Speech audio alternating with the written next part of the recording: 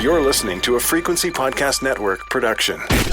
The Brock and Dalby Podcast. This is the Brock and Dalby Podcast. Welcome to Wednesday. My name is Brock. I'm Dalby. With the election going on down south of the border right now, you're hearing every celebrity speak their mind and declare who they're voting for and this and that and the other thing. It really feels like we're hearing from more celebrities with this. Like, people are taking real stakes. Like, the people who are on Donald Trump's side are basically stepping up. Like, if we don't vote Donald Trump, the world is over. Same with on the Democrat side, celebrities like Eminem dapping up Barack Obama the other day. I'm not gonna lie, I hate it. I think celebrities are so up their own ass where they're like, my opinion really matters, and it's like, whatever, dude. It's tough because, like, a lot of them get asked and then they try to hold back. Like, Taylor Swift 8 years ago or whatever was asked who she was voting for. She's like, I don't really want to get into it. And then everybody was like, you piece of shit, tell us who you're voting for. Yeah. When really, it's like, it doesn't matter who other people are voting for. Right. But I will say, Kamala Harris has the celebrity endorsement of Insane Clown Posse now. Oh my God, well, shut down the election. We've got ourselves a winner. The Juggalos are for Kamala Harris, something I thought I'd never say. In a recent interview, Violent J of the ICP said he's voting for her because he thinks her name is fresh and he likes her policies. I mean, just as good a reason as any other, I suppose. I don't think this is too surprising if you listen to ICP. As weird as they are and everything they talk about, they do kind of skew more liberal than conservative. I just can't imagine some of these rallies if, like, man, she should have been at the gathering for the Juggalos. I was going to say, I mean, if she gets elected now, because the election's in, 2 weeks? We're so close to being done with this. It's great. If she gets elected, she has to make an appearance at next year's gathering of the Juggalos, right? Oh, yeah. She owes them at this. If she wins, she's got to crush a bottle of Faygo or something. She could become the new unofficial commissioner of Juggalo Championship Wrestling. I just hope there's a rally where behind her, it's like, you know how at Trump rallies there's all the guys in, like, MAGA hats? Yeah. Just behind her, there's a bunch of dudes in clown makeup. Down with the clown all over the building. Yeah. Her new chant is just whoop whoop. What does the Secret Service do? Like, if everybody looks like a suspect, how do you find the actual suspect? They're not called suspects. They're called family, dude. The Brock and Dalby Podcast. The Brock and Dalby Podcast. We're 3 days out from the vasectomy. Oh, that's right. I was telling Brock this the other day, actually. He asked me, he's like, when is your vasectomy? And it reminded me that I'm getting a vasectomy on Friday. It doesn't feel real yet, eh? Well, I don't even know if it doesn't feel real, but it's like, it's one of those, what do they call it? No needle, no scalpel. Like, apparently the technology on vasectomies has just come light years from pretty chill, yeah. where it used to be, right? Like, they're saying if you're not nervous about, like, procedures, like dental procedures and stuff like that, they don't even give you drugs.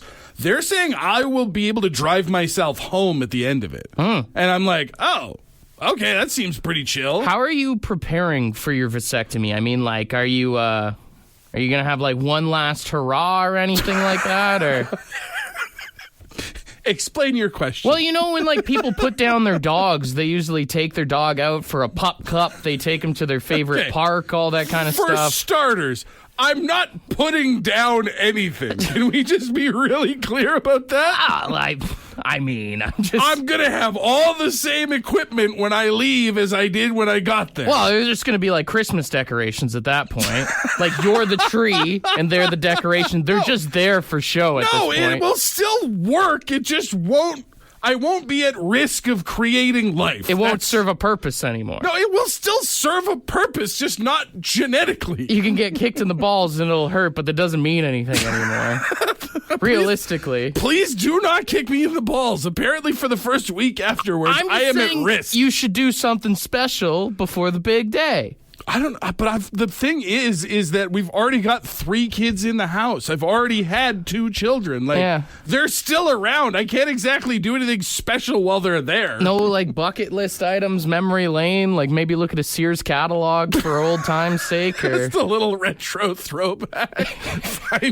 find a gift book or whatever they were called back in the day. Yeah. No, I think I was told in an email from the clinic yesterday that I have to do some... landscaping ahead of time. So okay. I guess that's it. You know, I'm gonna clean up the property, so to speak. And then, you know, Might see if the missus wants to go one more round, I guess, but that's about it. Clear the chamber, if you will. What, dude, I found out afterwards that that's actually a thing. Oh, you do, yeah. You have to run the plumbing, so to speak. To make sure it's not like fertile to anymore. make sure everything gets out of there. Yeah. Before you live your new seed-free life. I think you should, treat them to something special. Have a little balcher party or something, yeah? Oh, what? Say it again? A balcher party. What does that mean? It's like a bachelor party for your balls. I think you got to do something special. Give it a nice bath, a spa treatment. We're at least going to have a funeral for your balls on Friday. We'll hang them up in the rafters or something. My balls stay where they are. They don't come off. They're retiring, though. You can raise their jersey to the rafters, but you're not raising them. The Brock and Dalby Podcast. We're getting a lot of advice for Dalby's vasectomy on Friday. Not all of it is good advice, just to be super clear. But, it's nice to know that people care. I will say there's two separate dudes who texted in and said, be careful on your final hurrah before you go in on Friday. Two different guys said they snuck one past the goalie in a last-ditch effort. Would hate to hit a walk-off before going in to retire the team. Seriously.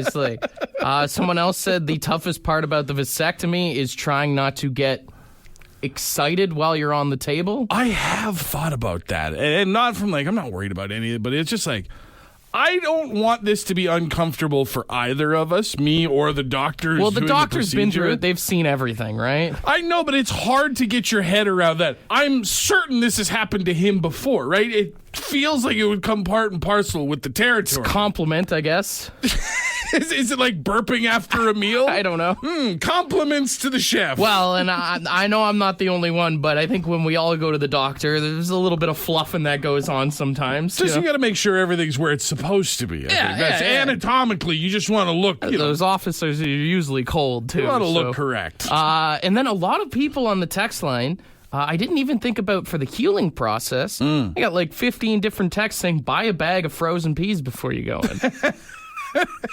Just something to sit with. Yeah. I mean, I guess that's probably the easiest way to ice your nuts. Yeah, well, I mean, peas, maybe some blueberries, depending on what's on sale that week. Groceries are expensive these days. I wonder how many peas are sold in a year from just vasectomies alone. Well, even just for healing purposes in general. Does anybody buy frozen peas on the regular? I see recipe videos online where people be like, and then you just grab your frozen peas and throw that in for a little nutrition. But I feel like more people are probably sitting on their peas than are eating their peas. It's like when you see someone buying prune juice, it's like, oh, you're pretty backed up. If you see someone at the grocery store buying frozen peas, you're like, salute them, Good luck, sir, in your future endeavors.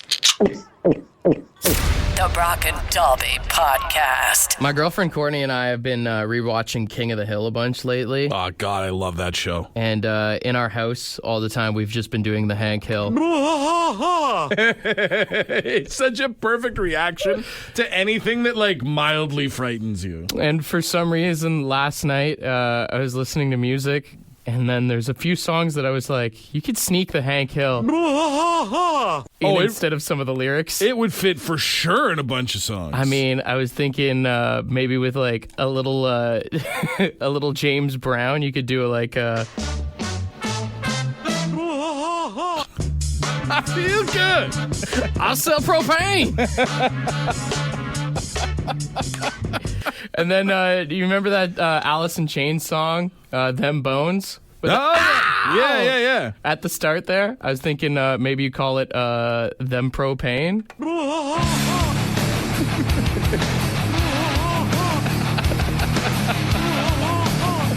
Yeah, that fits pretty perfect. And then, of course, I think the best one that it would fit with, I don't even really need to say anything. No.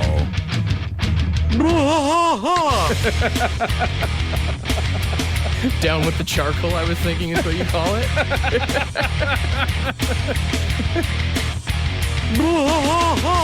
And you get him in the alley going, oh, there it is. That's a hell of a weird sound. This is the Brock and Dalby Podcast. Very excited. You know that me and the kids, Alex and Marcus, have been watching a lot of the Marvel movies over the last year or so. We've kind of made it to a point now where I think we're ready to put that to bed, move on a little bit. And I'm thinking it's about time. They're 8 and 10 years old. It's about time for them to start watching the trilogy. The Godfather? No. What? They're 8 and 10. This is the greatest trilogy of all time. What? The Godfather Part 2 and Part 3? Okay, first of all, The Godfather Part 3 is widely regarded as one of the worst trilogy movies of all time. I will not have any disrespect for the Corleone family on this show. Oh, you're a Godfather 3 guy. So no, show say a little the words. respect. Say the words, I like Godfather Part 3. I like the whole thing. No. Say the words, I like Godfather Part 3. I like Godfather Part 3. That's crazy. You're literally the first person to say that sentence out loud. The Godfather is one of the best trilogies of all time, and I regret nothing. It's meh. Honestly, I was talking about Star Wars for starters. Yeah, for the original trilogy, neither of the other two trilogies, because that's a trilogy of trilogies. Toy Story is better than Star Wars. Toy Story is a A+ trilogy right there. I'll tell you that right now. I've never watched Star Wars. We've talked about this, so take what I'm saying for a grain of salt. But I'll say The Godfather, Toy Story, and Spider-Man are better trilogies. Damn. I would say that, Star Wars and Lord of the Rings are the most ideal trilogies of all time, and then you can filter down from there. You're not even going to say The Mighty Ducks?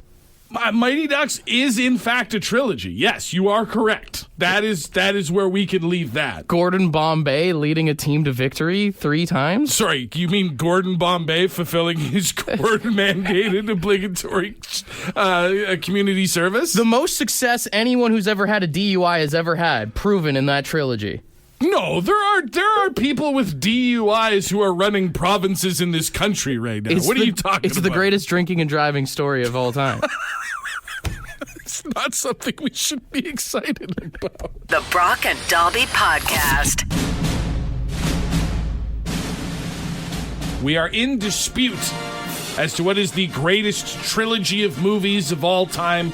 And as we asked you guys for your favorites, we realized there are a lot of trilogies out there that we're only scratching the surface of with our conversation. All right, how do you want to rank these, I guess? Oh, I think you go classic letter grade. I think A+ being the greatest trilogy. This is a movie that you would watch all 3 of in one consecutive setting, all the way down to, I think, an F for I wouldn't watch any of these movies. They were all bad. Fair warning, there's going to be some hot takes here. I'm very excited for this. Well, let's start with the one that started the conversation. I said Star Wars is an A+ trilogy. I've only seen the Family Guy Star Wars episodes. I feel like you're fit to make a rating then.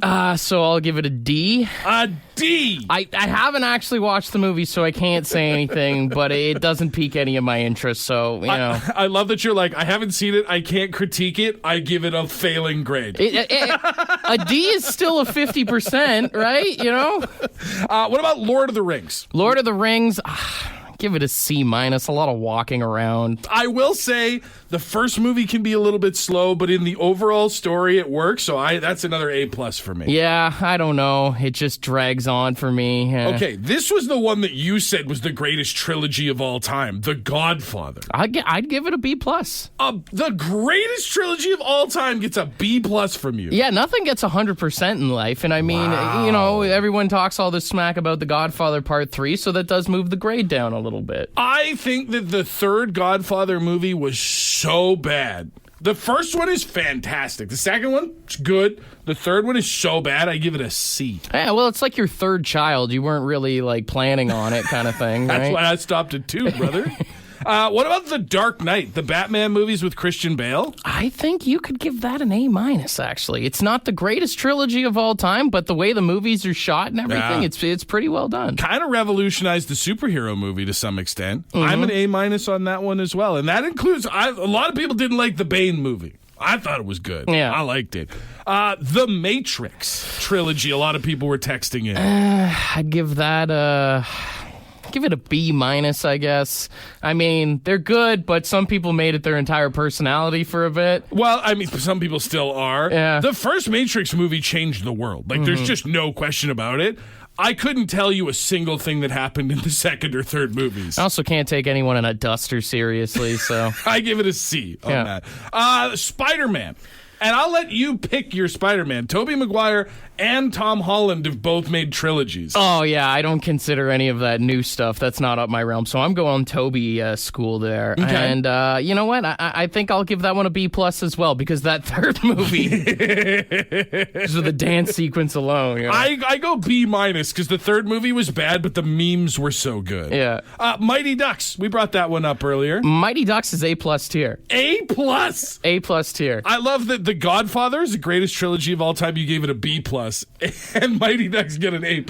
It's a hockey franchise, as well as, like I said, an underdog story of a guy recovering from a DUI. That's what keeps it a B for me. The movies are good. I don't remember the third one all that much, but like, we're celebrating a DUI. You know what? here. Maybe I'll just give it an A, because the flying V would never work in actual hockey. So, all right, let's do some rapid fire ones here.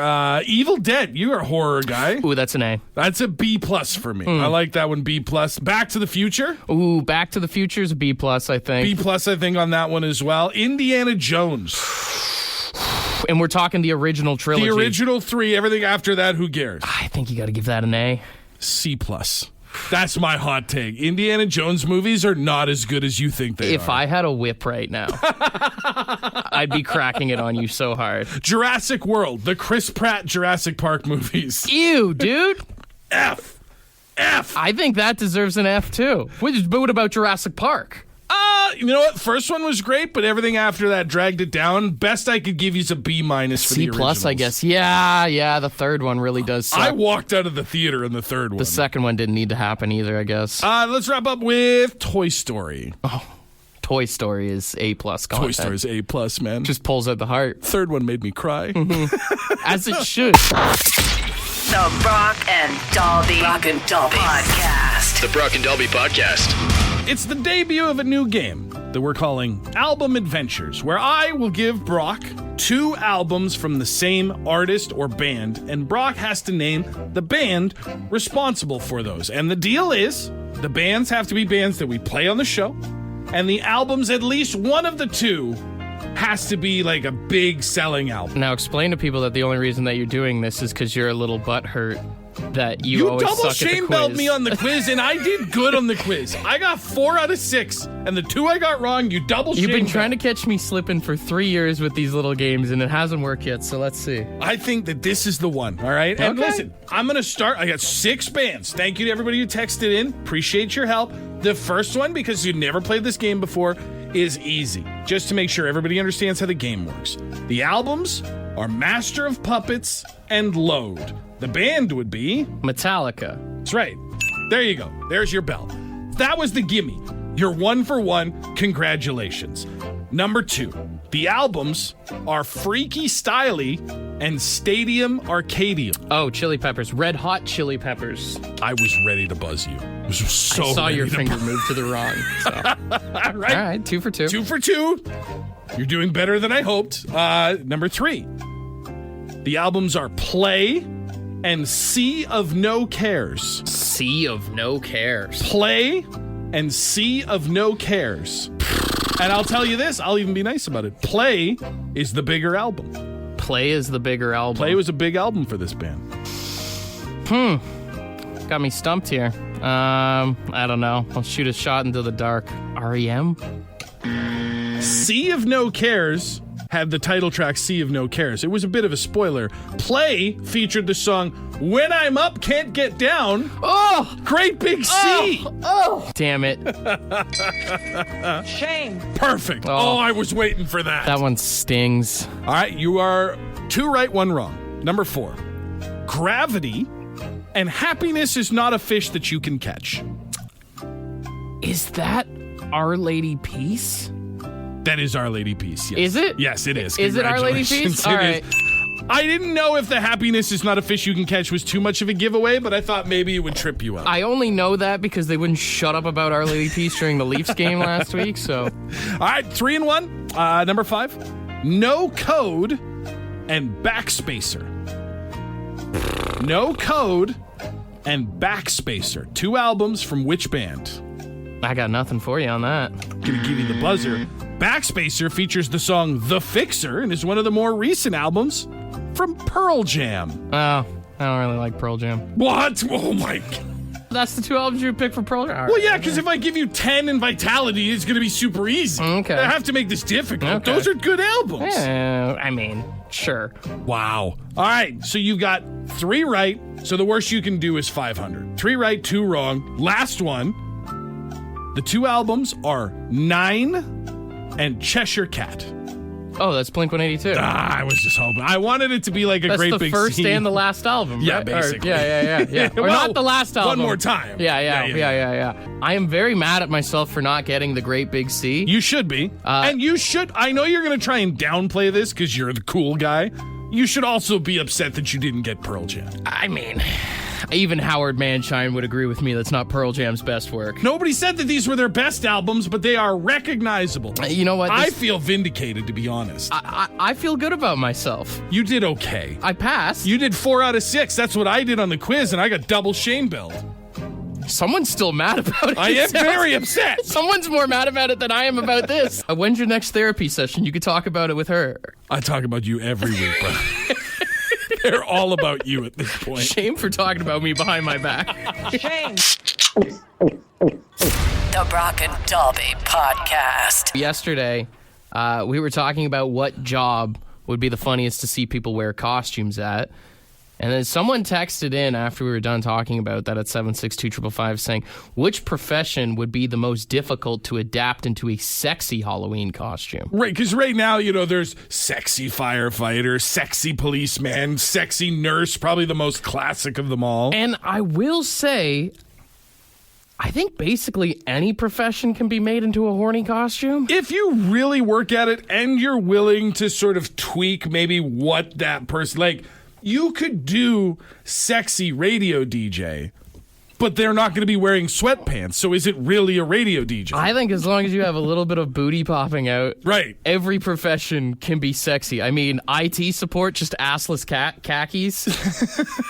As you're working in the server room? You know what I'm saying? Yeah. Oh, yeah. Yeah. I mean, a butcher, just one word, sausage. Like, that's hot. Yeah, that's true. But I mean, like, you talk about some of the people who work with meat who have to be, like, deboning big hunks of cattle and stuff like that. Like, regardless of what they're wearing, the overall surroundings, it's hard to be sexy when you're covered in cow blood. I mean, if you just have the apron itself and nothing on underneath. Yeah. It's kind of hot. Yeah. It's kind of hot. A little bit. You're right. I even think you could make a Service Ontario worker hot. Okay, I'm not picturing this one. You're going to have to explain to me. I mean, booty's hanging out just like every other sexy costume. Sure. And you just walk around the party saying, take a number, take a number, take a number. I think there might be an implication there that you're not going to want to cash in on later. I'm just saying, if they can make sexy referee costumes, you can make any profession sexy. I've never looked at a referee in my entire life and been like, damn. Not even Carrie Fraser? Come on. No. A little bit? Absolutely. A little bit. You know what? I offer a challenge to everyone listening this morning. Text in a profession, and we will try and make it sexy for you. What about crime scene cleaner? Is there sexy cop, sexy detective? There's probably even, like, sexy autopsy person. But the person who's got to get out there where someone gets shot and, like, scrub the ground? 2 words, rubber gloves. Damn. When he's right, he's right. When you snap them, man. I don't know. There's some... When you're right, you're right. I don't know if it was that Blink-182 album that did that to me. The Brock and Dalby Podcast. Been challenged this morning to make every profession into a sexy Halloween costume, and I will say, it is easier said than done on paper. Yeah, I mean, that's the thing. Some of you were texting in things like, cops and stuff like that. Like, these all been done sexy to death. Like, these are not difficult. But some of you definitely came up with some alternative professions that I don't think I haven't been to a Spirit of Halloween yet this year. But I don't remember seeing sexy versions of a lot of these jobs that you guys were texting in. All right, go through the text line, and I will try and make all of these professions as sexy as I possibly can, all right? Okay, so one that came in from a few people that I was like, oh, that's tough because in the cold of space, you need a big suit. How do you make a sexy astronaut? Very easy. You wear the suit, and you just walk around and tell people, I'm naked under here. You're space commando? That's how you make it sexy, right? Yeah. Leave some to the imagination. Exactly. Now, do you actually go naked under the costume, or do you just tell people you're naked? You leave that up to the imagination. There you go. Another one that people said, listen, on this show we support truck drivers, but sexy truck driver? 2 words. Glory hole. Jesus. So you make it hot. That's a couple's costume. One's a truck driver. Let's move on to the next one. One's a lot lizard. Let's move on to the next one. Let's see here. Garbage man. Oh, garbage man, I mean, is just one that I think you can walk around like booty shorts, whatever, like sleeveless shirt. Yeah. And it's just the pickup lines that you use. Oh, okay. I mean, you literally say, I'm here to pick you up. Yeah. Yeah. Taking out the trash. I would love to slam you in the back of my truck. All right. Yeah. I feel like that's way too aggressive. What about septic pump? A lot of people talking about septic pumps, vac trucks, that sort of thing. That's very easy. All you have to do is keep the pump between your legs. Oh, yeah. Just walk around the hose. Yeah, or you could also just carry a big fat wrench. Yeah. Those big giant pipe wrenches. Yeah. Is there any way to make a roofer sexy? Oh, you just have all your teeth. That's the sexy roofer You wear costume? knee pads, and as long as you have... A mouthful of pearly whites. Yeah. Okay, this one, I'm going to throw this one at you. One person texted this in, and I think this one is the most impossible. A child services worker. Oh, damn. Like Child Protective Services. Yeah. You are here to take a child out of a home where they may be in danger. How do you make that sexy? Okay. So I think you dress very, business-like, very professional. Okay, yeah. Maybe some glasses, a blazer, whatever it is. And then you carry a clipboard around. Okay. And you go up to someone and you go, I need to go back to your home and inspect it.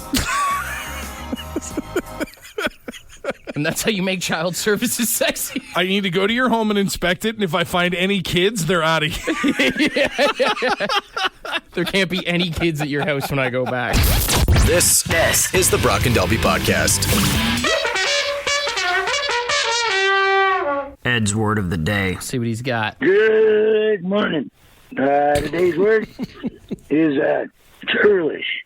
Yeah, churlish. Churlish. Churlish. And it's ungrateful or unthankful or disrespectful. And yeah, unfortunately, there's way too much of that. We should all be thankful. Anyways, that just about does it for us. Have a great one. Cheers her up. I do want to say Ed, thank you to Ed for calling in a word. I know he said that he was very sick this morning. Ed needs to be thankful for a glass of water, I think. Yeah.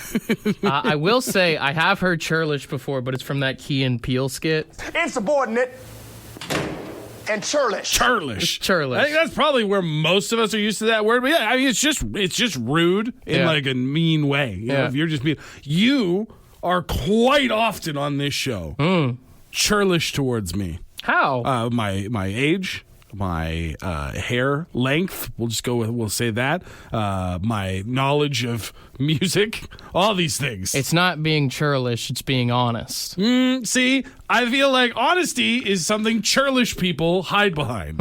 So are you saying, you know how if you listen to like reggae music, they're like, rude boy. Yeah. I'm a churlish boy. Churlish man. Churlish. Use it wherever you can today, all right? The Brock and Dalby Podcast is brought to you by the Brock and Dalby 50/50 raffle in support of Breast Cancer Canada. Buy your ticket today at bcc5050.ca or click the link in the podcast description.